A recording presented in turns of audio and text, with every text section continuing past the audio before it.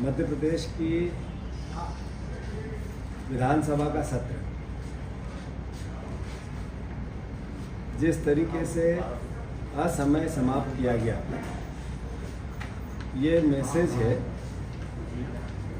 कि ये सरकार लोकतांत्रिक मूल्यों में विश्वासी नहीं है। 20 साल में सबसे छोटा बजट सत्र। उद्देश्य क्या था? उद्देश्य था कि बजट के विभागवार चर्चा ही नहीं हो और जो घपले और करप्शन इस सरकार ने किए हैं उसका सच्चाई जनता तक ना है।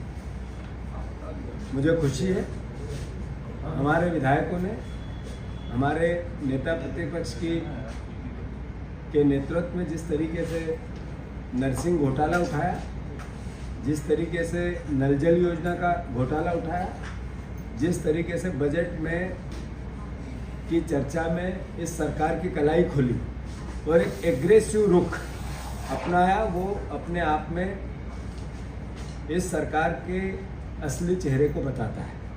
मैं सारे विधायकों को बधाई देता हूं, पर सवाल ये है कि 1 से 19 जुलाई तक प्रस्तावित थी 14 बैठकें।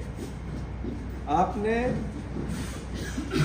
ऐसा क्या सब्जेक्ट हो गया कि विभागवार चर्चा ही नहीं कराई और सब बुलेटिन कर दिया?